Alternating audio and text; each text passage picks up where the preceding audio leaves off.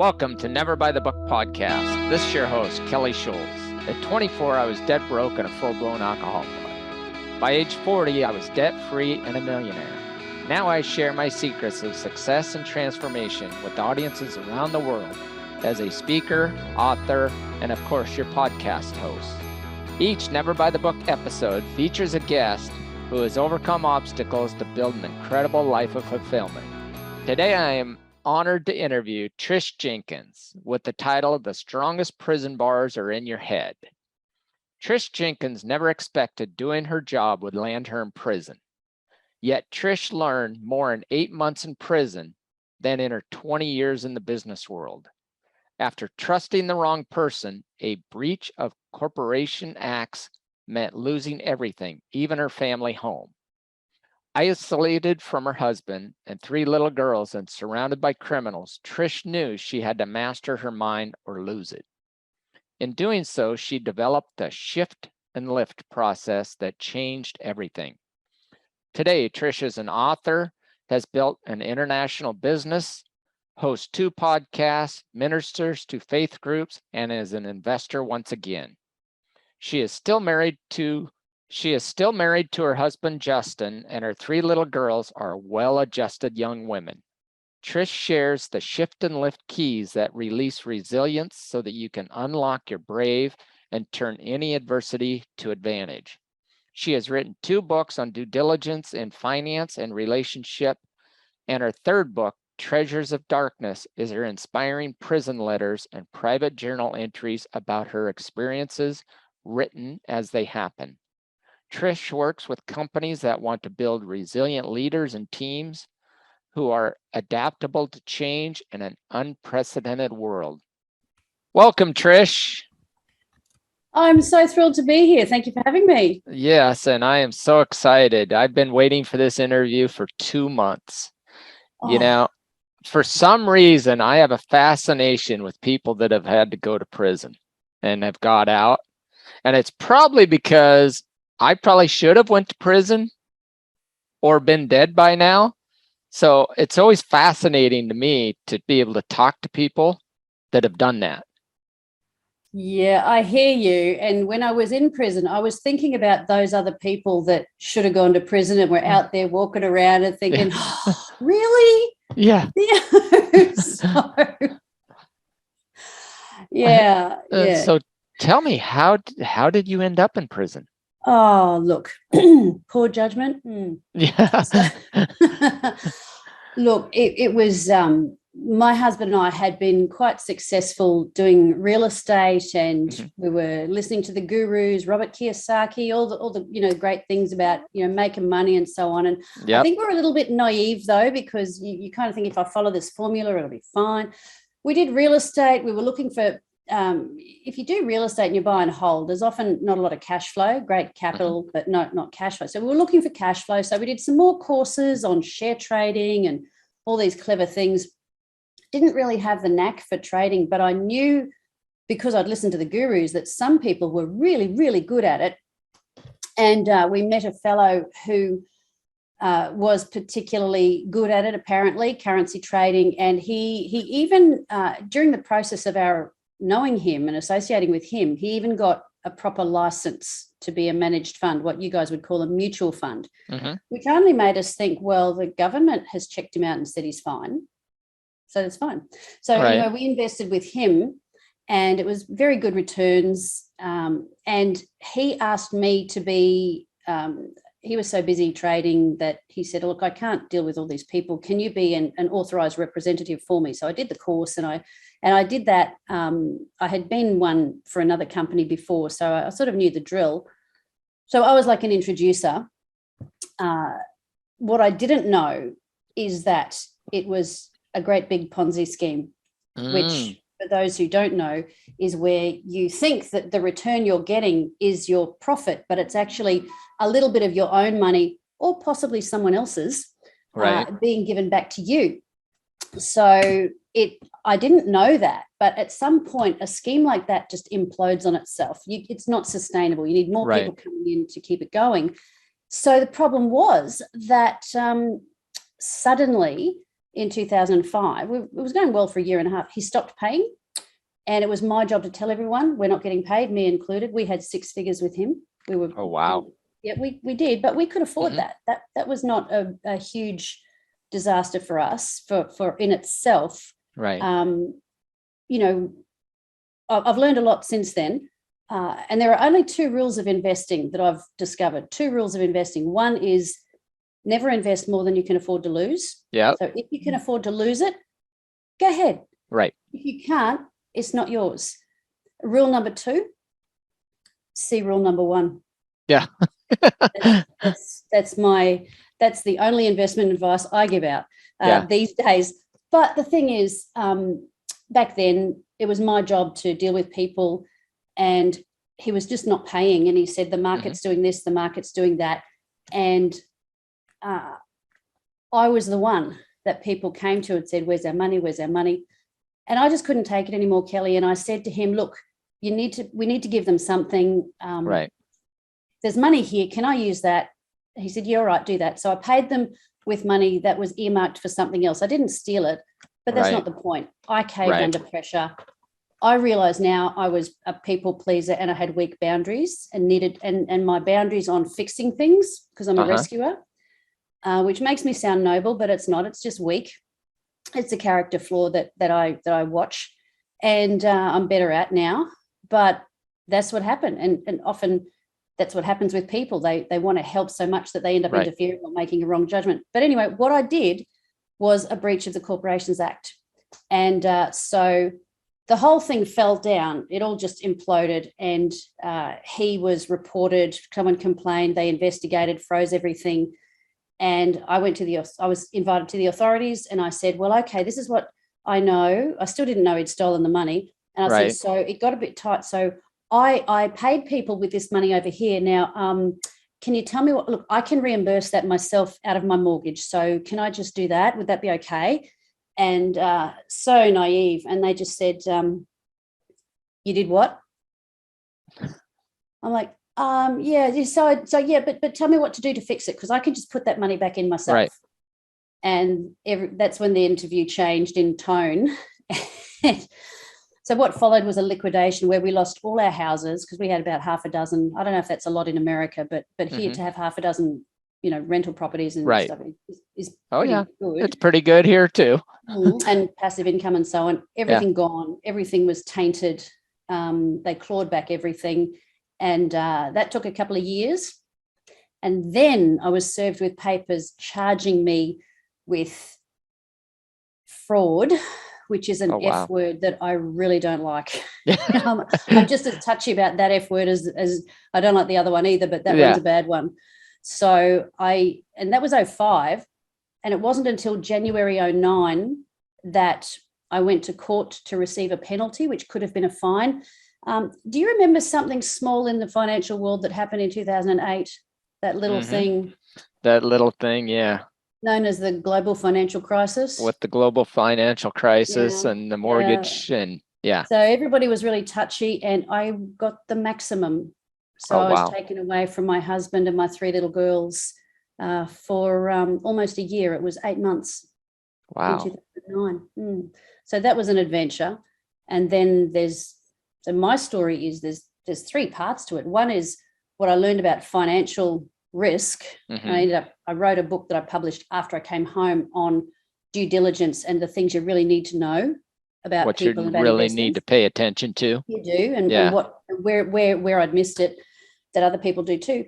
Then there's the whole prison experience, which was just amazingly transformative and challenging. And then, of course, coming back up again. You know, it's a journey. So take your pick, Kelly. Well, I am looking forward to you. Have you published The Treasures of Darkness yet? I have. I've published 3 books, actually. Is it okay if I show them? Sure. So the absolutely. First book I wrote, when I was going through my troubles, I met an investigator, a corporate investigator, who it was too late for him to help me. But he had, and I said I was writing this book because I didn't want, one of the things to recovering from a problem, a crisis that you've had, is to look for the lessons and journal with them and create something, whether you share it or not, make it about helping someone else. Yep. So even if you don't do anything with it. But he said to me, this book you're writing, can you write it for women? Because by the time they call me, they're broke. They can't pay me. I can't help them. But very often it's to do with a romance. Now, mine wasn't, but when I came home, I published this book for women on finance and relationships, because when a woman gives her heart, she opens her wallet usually. Oh, yes. And so Dangerous Wealth, what every successful woman needs to know to avoid being ripped off. I think when I republish that, I'll give it a shorter title.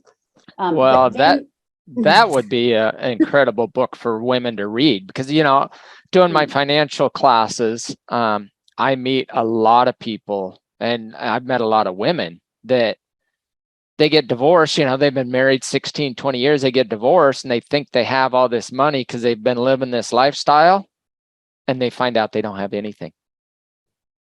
They don't. And if they're married to someone who's been clever about hiding assets or whatever. It's not just that though, Kelly. A man is not a plan.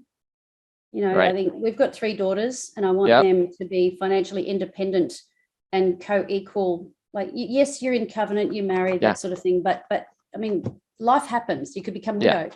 So you need to know. How old are your daughters? Well, my eldest is similar to yours, I think. My eldest is 23, and I have identical twin girls who are 20 now. Okay. But when I went to prison, Chelsea was 10 and the twins were 7. They were 7. Yeah. Yep. So that one's got checklists, questions you need to ask, a bit of self-investigating as well, because there are things about us that make us vulnerable. I mean, that's a whole teaching in itself. Yeah. While I was incarcerated, I journaled and wrote letters, and I sent a letter. I said to my husband, look, can I write one letter to you, and then if you could type it out as an email, take out the bits that are personal just for you, but send it to our friends and family, because I'm using up all my stamps and I'm writing in longhand. It was quite laborious. So we had a little list of people that wanted to keep in touch, and he would type out my letters for them, what was happening, blah, blah, blah. Anyway, we belong to a church that's quite a big one by Australian standards. And that list grew because people would ask how I was. Right. And then people would then forward my letters. And so I was writing for a following from prison without even really intending to. Right. I wasn't even on social media yet. That was 2009. And later, when I came home, I compiled them in order and called them Treasures of Darkness, a prison journey. And they are my letters and journal entries. Oh, there's a little family photo there. Okay. As it happened. Okay. So they were written as it happened. So when I was here, this part at the end hadn't happened yet. Okay. So I don't want to spoil the ending. But it's out. Okay. No. So how can we get your books? Are they on at my website? Thank you. My website is speakertrishjenkins.com. Okay. And I do a lot of speaking now. And then of course the women's book I republished as a gender neutral for the fellas, because they were like, well, where's our book? And it's called, better title, Weapons of Cash Destruction, Protect You from Fraud. So it's very similar to the other one, but it focuses on slightly different things. Okay. I'll have Rebecca post that too. So awesome. So tell me about, while you're in prison, you in your intro, you said you learned more in 8 months in prison than 20 years in the business world, but it was a mind shift. Yes. Talk about shift and lift. Shift and lift.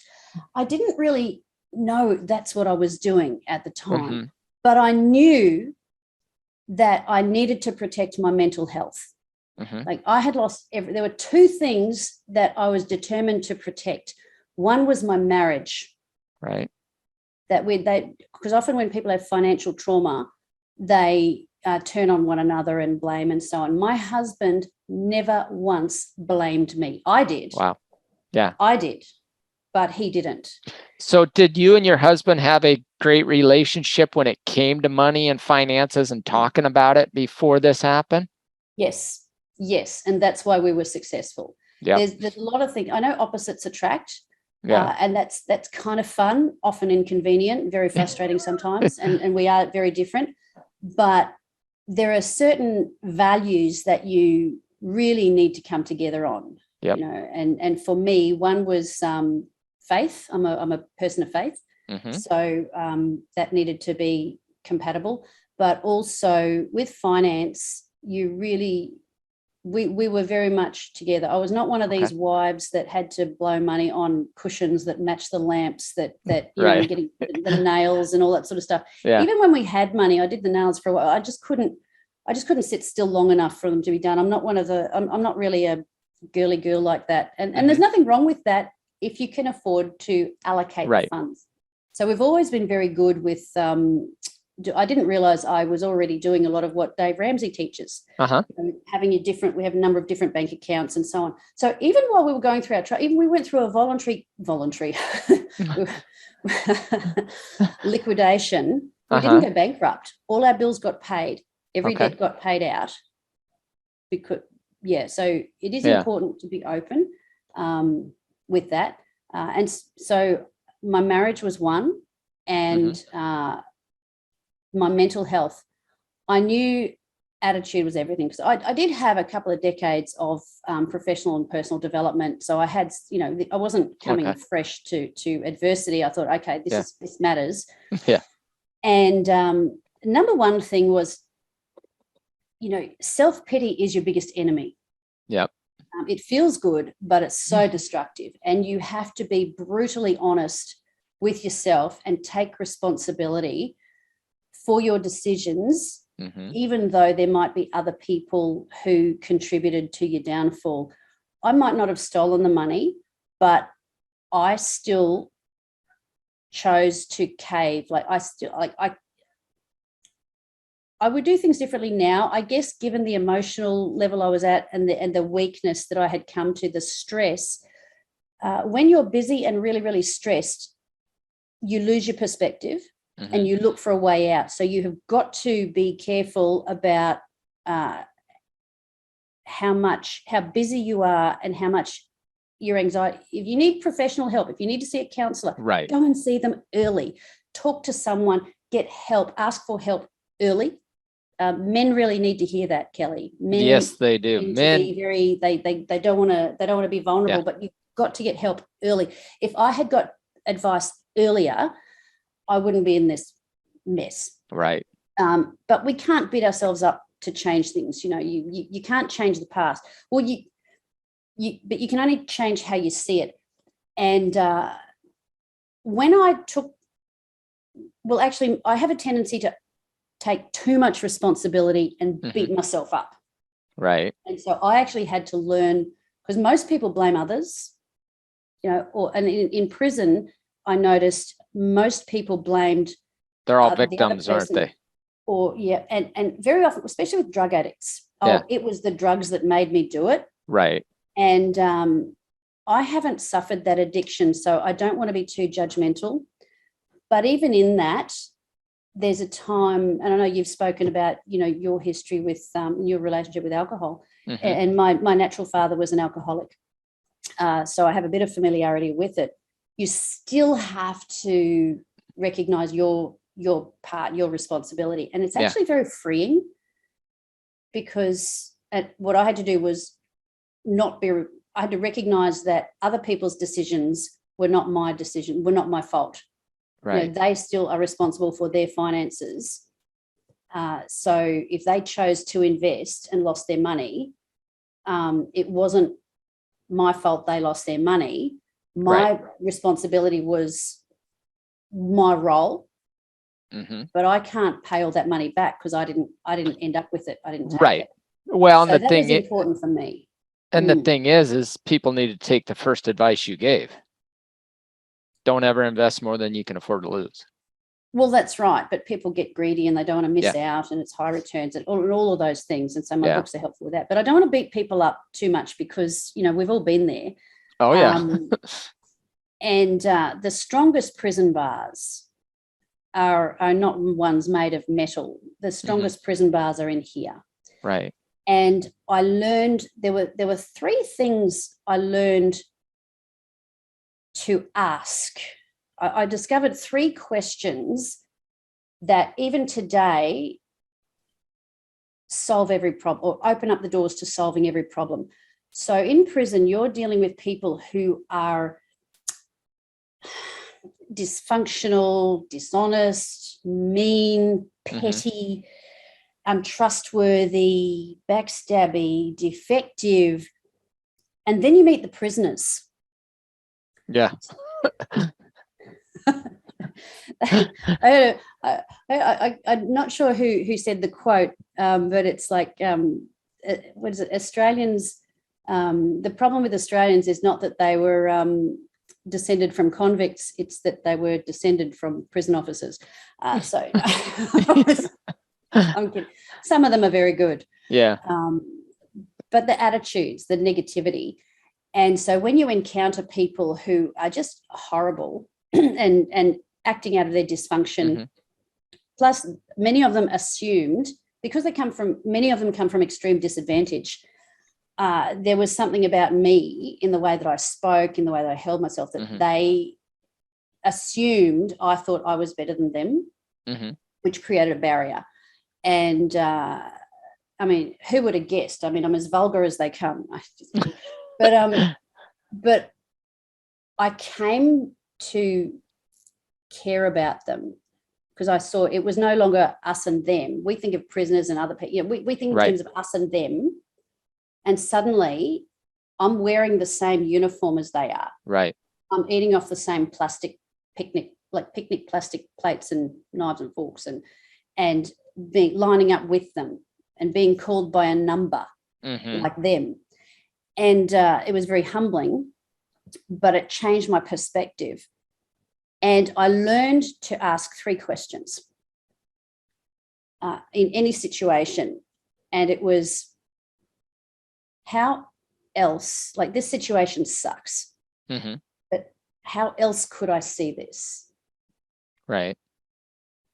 How else could I see this person? Because when a person is affecting you, they can become what you perceive as the problem. And so we no longer see them as a person, we see them as an issue, as a challenge, as a difficult, as an and whatever name you want to call them. And then the third one is, how am I showing up for this? How can I didn't use those words at the time. That's what I've refined. What actually was happening at the time is that I was crying out to God and saying, God, show me how you see this. Show me how you see the person. Show me how you see me. And then I realized it was transferable to how else could I see the circumstance? How else could I see this person? And how am I showing up for this? And part B, that's in two parts. This third one is how am I showing up for this? And how else could I show up for this? So am I showing up reactive, angry, triggered, trendy word, that one, and upset? If I am, if you can dissociate a little bit and observe yourself and go, hang on, how else could I do this? Then you need to walk away and take a break. And the problem we have these days, Kelly, especially with and even just in the last 8 or so years with our culture and social media, and maybe it's always been this way, but it seems to be heightened. Most people would rather be right than get it right. Right. And we're married, we're married to our opinions. And it's like, well, what if we're wrong? What if there's a different way to look at it? Yeah. So we have the humility to say, well, look, your background's plumbing, right? So you and a lot of other things. But when you're looking at fixing something, you're not going to yell at the toilet and say, no, that poo is not coming out of that pipe. Right. When I use this wrench, it's going to work. Right. And if it's not working, do you think, no, I'm just going to keep using the same size wrench? No, you think, well, no, what else can I do? Yeah. So why don't we do that with our dealing with people and with circumstances, And I found that by asking how else I could see someone, I began to see them not as the stereotype of what they were, but with compassion. I could see their struggles. Now, it's not justifying things, although that did help me with forgiving things, but it opened up a whole new world. It turned my heart inside out, and I built some beautiful relationships. And in those relationships, it actually soothed my mental health, because a lot of your mental health is damaged when you are angry and bear grudges and stew on things that are hurting you. And you've got to find a way to soften that and keep the positives going. Yeah. Well, and the thing is too is, so many people want to control things. You can't control anything besides your own thoughts and emotions anyway, right? Right. Absolutely. And it sounds like that's what you really learned, and now you teach that, right?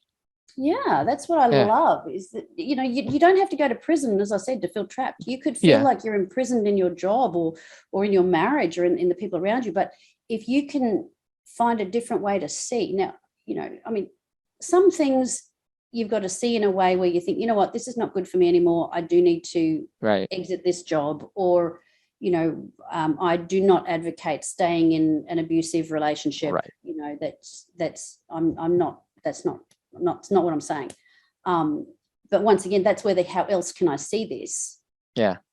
Because you might feel a sense of loyalty even to a friend that is not good for you. And loyalty is not an asset.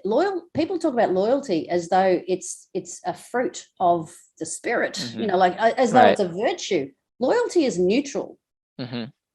Loyalty, you can be, if you're loyal to someone who does bad things, that's not a virtue. No. That's dumb. Yeah. That's control. Actually, that's control. That's control Usually there. That person is and often they maintain your loyalty through gaslighting and manipulation and so on. And it's not an equal relationship. So you've got to learn to ask the hard questions. Yeah. So you spend your time in prison. You basically got to start over. So what happens when you get out? Oh, it's like I had to start all over again with even with my mental health, because while I was in prison, it was kind of a bubble. And yes, I met Big Bertha and the different ones that and all those stories are in my book. The examples of things which I can go into when we have time. But coming home, suddenly I was back with the normal, respectable people, and I felt really tainted. I felt like, did I manage to cover it up today? There, Kelly, is it still there? Can you read it? Can you read it? No, it's not there. Sucker, it's not there. Nope. I managed to put enough makeup on. Yeah, you covered it.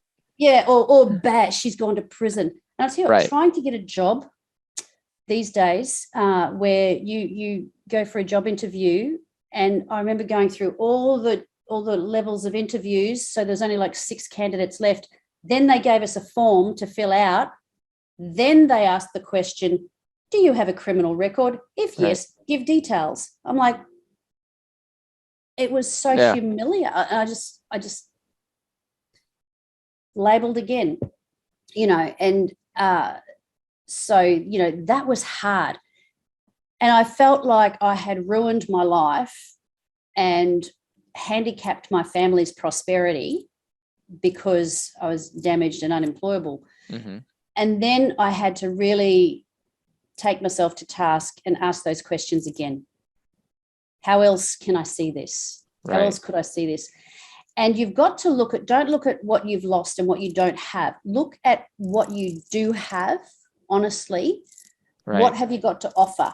And all I had was this draft of a book warning people about not to be like me. If you can't be a good example, you'll have to settle for being a horrible warning.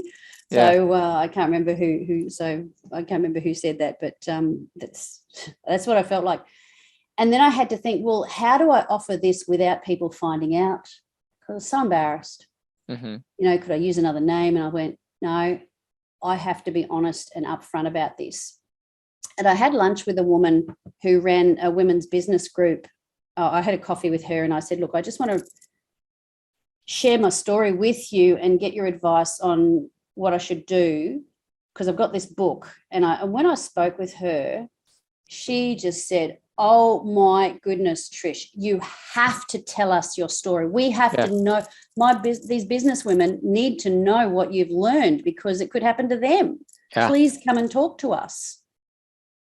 And so I plucked up my courage. I thought, well, you know what? I'm not advocating if you make public your worst, deepest, darkest secrets.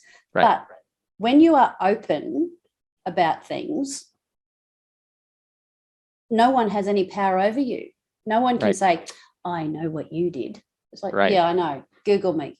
When you realize that the lessons of your life might help someone else, well, that changes everything. Mm-hmm. And so I gave that talk. I was frightened. I was shaking.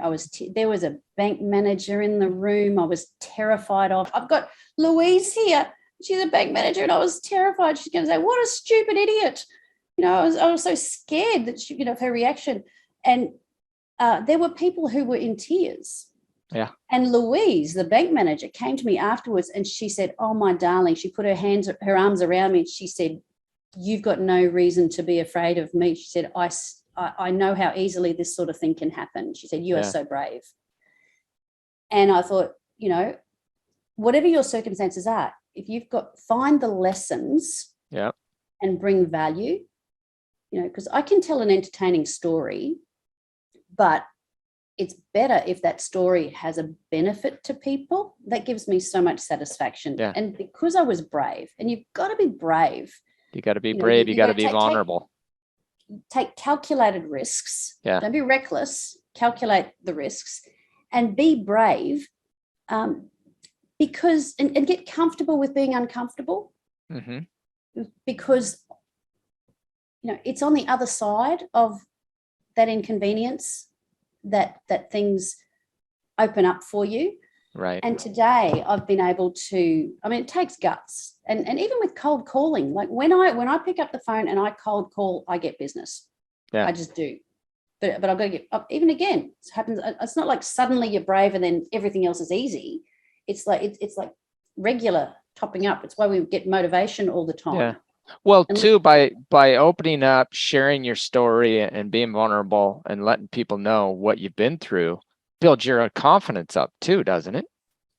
Oh, it does. And, it lets other people share with me their vulnerabilities. Their stories and their vulnerabilities. Yeah. It's amazing how many people I have come up to me after I've spoke and talked about their wife being an alcoholic, their husband being an alcoholic, they being, somebody they're related to or something. Because when I speak and share, I talk about it. Yeah, that's right. And it lets people relax. We all get dressed up, for these events, these business events, and we all look good. We all look, you can cover a lot of cracks with lipstick. Yeah. And you can put on your fine suit and do your posturing and all sort of thing. But when you can be genuine, that's when there's transformation that happens. And you can't do it with just everybody. Some people have given me a hard time. Sort of look down their nose and sometimes it's really hurt. And because I still care too much about what people think, I still want, I still want approval.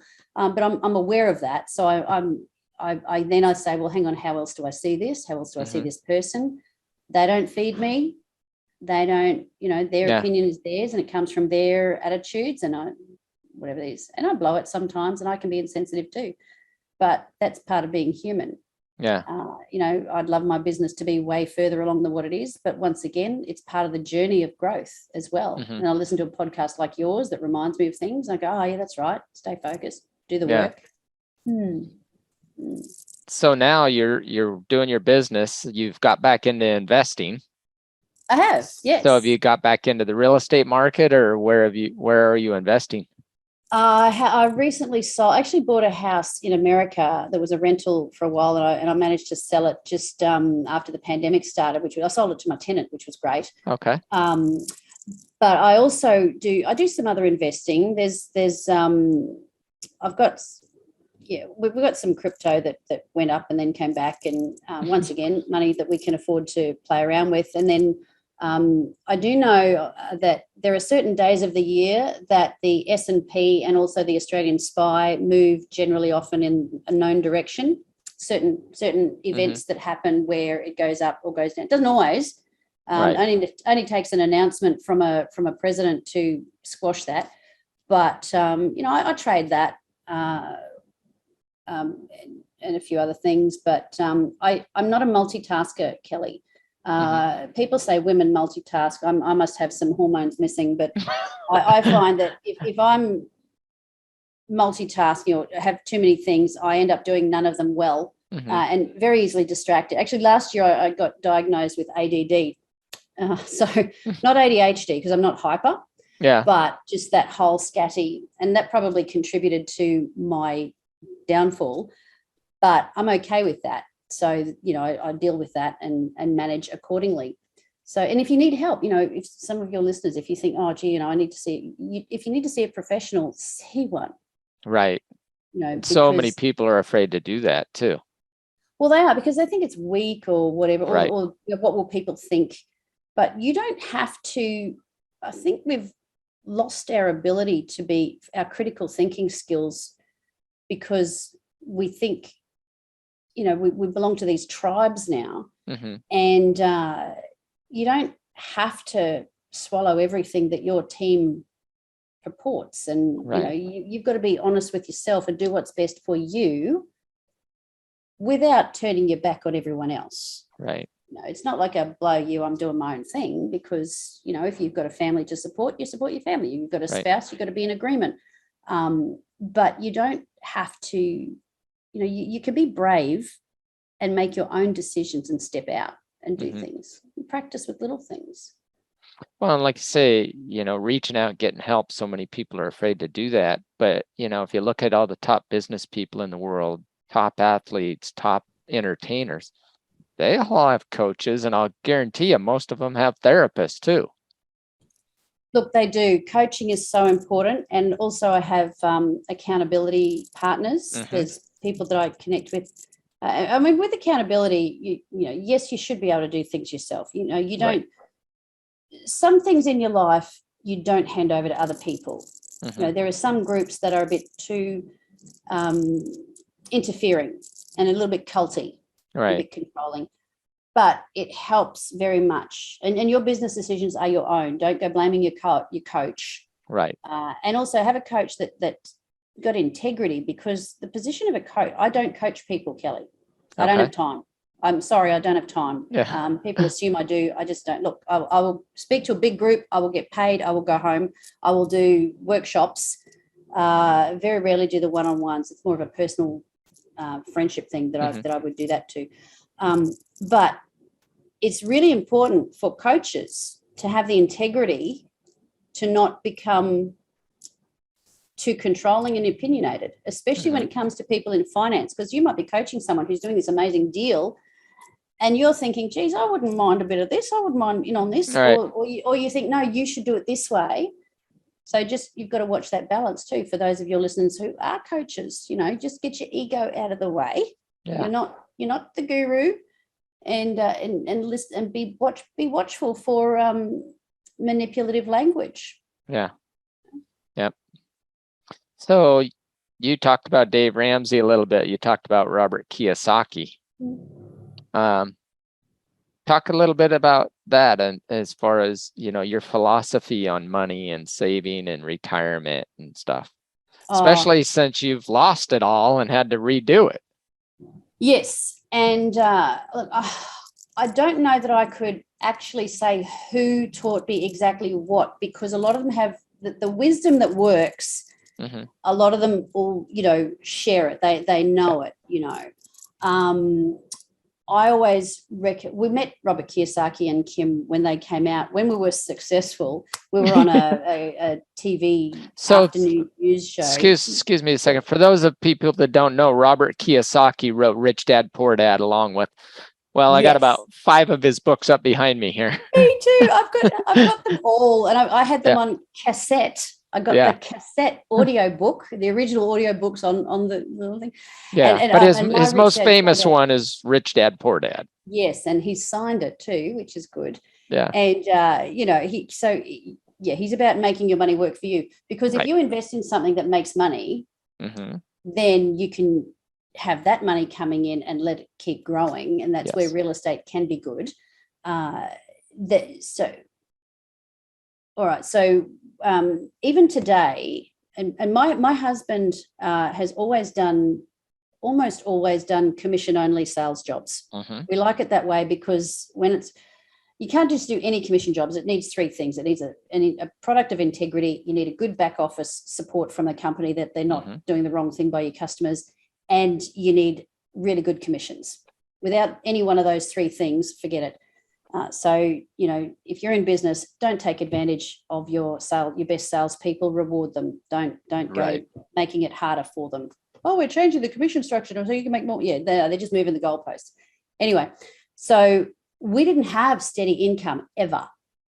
And so what we do have is we have a number of accounts, and we even have a fun account. Even if only $5 goes into it. Certain expenses are fixed, and that's for, rent or mortgage payment and so on. But of the others, we have them all in separate accounts. And so you do it like the envelope system, like what Ramsey teaches, but instead of doing envelopes, you do multiple accounts. Yes. Yeah. And I do everything. Ours is all digital. Our internet banking is a lot quicker and simpler in Australia. I find Americans' banking system quite cumbersome. So for example, even when we were in trouble, we would be working. Our 2 priorities were to pay rent and our children's school fees, because we kept them in a school of our choice. Okay. That was important to us. And so we paid lawyers. We paid school fees and lawyers. And that was I think I calculated about 140 something, maybe 160 something grand just in lawyers. That's without the losses. But anyway, when you put money into, even if it's just a dribble, and we had short-term savings, long-term savings, I couldn't name them all, but it is a bucket. Some call it a bucket system, envelope system. Then even we had an account which was our fun account, and when it was time to take a vacation, that money was there. Right. Now, it might have been a modest vacay. It wasn't a big overseas trip. It might have just been, in a unit down the coast for a week. It was there, so that we didn't have that mentality of, it was this big expense. That was what it was for. And you also need what my auntie used to call her, every woman needs her running away from home account. That's what she called it. Her mad money. I could go if I wanted to. And I actually didn't do that for a while. I did. I neglected it, and I was quite. Maybe it was part of my shame and beating myself up, but I just was so penny pinching that I just didn't spend money on myself. And I went, no. And I'm not extreme, but I do. I have my own little say. Even out of the groceries, it would be just, even if it was $20, just there. Right. Or even if it in some weeks it would be nothing, because you didn't get any sales, but we had our savings, short term, long term, utilities. Our dog is a utility, so when he needs, the worming tablets and the vet and the clipping, it comes from the utilities account and not the groceries. So and I love it. So, well, that's something I want my audience to pay attention to. What you said is, it doesn't matter how much you're putting in, as long as you're putting in. Yeah. Because as I teach in my classes, little hinges swing big doors. It's the same thing with money. Yep. Little bit add up to, you guys wouldn't be able to take your vacations or do that if you didn't have that little bit going in, right? That's exactly right. And you can modify. Some people have the mentality that, if I can't vacation in Hawaii, then forget it. Right. You'd be surprised at how innovative you can be. You can have a picnic on your lounge room floor and have great fun with your kids. You can put a tent in the backyard and go camping with your children just in your backyard. Yeah. And have fun. You can be innovative like that. And there's all sorts of resources online for that. So because I was virtually unemployable for a long time. And then you do what you need to, that, during the pandemic, now this is not my regular studio because mine flooded downstairs. So I'm getting that redone, but you don't have to spend a lot of money to go online. And I've traveled more online. I've been to like 10 or 12 countries physically with my speaking. Right. But online even further. And even, with my speaking business, I did that on a shoestring.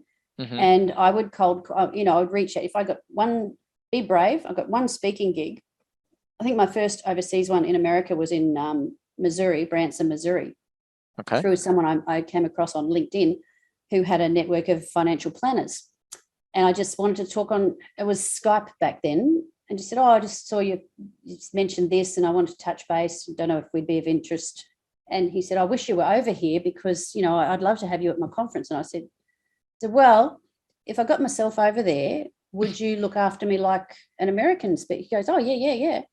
So I did. So I pay my flights over because I'm not big enough name to, let's and I was able to sell enough books and digital material while I was there. Sorry, I don't sell in I do not sell product in America. People are free to purchase online or provide, because my visa, I don't get there. There's visa conditions. I can receive an honorarium.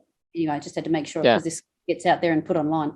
But I was able to, cover my expenses and but when I hook one, then I'll reach out. I'm in a women's group called Seroptimist International. Yep. And they have chapters everywhere. So I contact the local clubs and say, hey, I'm going to be in town. I would love to catch up for a cuppa or a cuppa, cup of tea or coffee and a chat. If you'd like me to give a talk, if you can put me up and give me a feed, happy to do that. And then, so I stay with them. They take me around. I do things. They order my books and so on. And you just got to be brave and reach out. It's great. It's amazing what can happen. Or I could have decided that when I first came home from prison, I just wanted to go to bed, pull the covers over and just never get up again. And there were some days I did that. But who would that have helped? Well, some days I just couldn't. It was just, you know what? I just couldn't. And that's okay. But the thing is, it wasn't just me that went to prison. My husband suffered. Right. My children, my little girls needed their mummy. Yeah, that's tough. So it was just really, really hard. And I thought, if I stay like this, I could ruin my marriage and damage my kids. And I'll tell you something that I feel quite passionate about, Kelly, that whatever you're going through, you are affecting other people. And you do not have the right to poison the next generation because of your self-pity and your unwillingness to deal with your BS. Yeah. Yep. So deal with it. My children are in their 20s now, and their friends. I've watched their friends grow up, and some of their friends' parents are my friends, and it's like it's done now. I've stuffed them up about as much as I possibly can. Hope it wasn't too bad. And you go, crap, and if I would do something differently, I was like, get your therapy done earlier. Don't. I mean, you're going to mess up your kids anyway to some degree, and because that's just called life. But get help. Well, the one thing you said at the beginning of this program when you were talking about the kids is, not, and that's something I used to tell my girls all the time. Don't ever rely on a man for anything except for your father. Yeah, well, there you go. And that's true. And even then, even then, sometimes, yeah. Some of the fathers, yeah. But and that's not to say that men are unreliable. It's just that, you want independent, strong daughters, right? You do. And you want them to attract a man who respects that and doesn't feel threatened by it or controlled by it. Right. It's my husband's so proud of me. He believed in me, and he indulged my experimental, what can I do with my book? What can I do with speaking at this group? And he never resented me being away overnight to speak at something. You're supposed to be here. It's like, no, he feels like I'm fulfilling a calling, that this is we are faith people, as I said. Right. And he feels, his attitude is, if I have to be the man that's the one that is the leader it's all about me, and I have to he's just not that ego. His idea of being a husband and a father is to provide an environment where the members of the household can grow into their full potential and blossom, male or female. We just happen to be all females in his life. So it's not that you got an attitude about it. It's that, you do what you're called to do and do it well, but always be able to provide for yourself, because, and when you take years, it's okay. It's perfectly fine to be a stay-at-home mum. I would still recommend you keep studying, keep your skills up. Yep. Because you lose your confidence when you're out of the game for too long. You could lose your confidence. That's the hardest thing to get back when you're trying to get back into the workforce after something happens. Yeah. Good stuff. Really good stuff. So how can people get a hold of Trish? And my website, speakertrishjenkins.com. Okay. They can go there. They can send me a message through there. My email is trish@trishjenkins.com.au, because AU for Australia, but probably best just give you one thing, which is the website. By all means, connect on social media.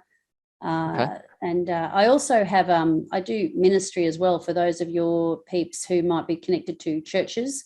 And I do minister to them with my testimony and overcoming and sort of the backstory.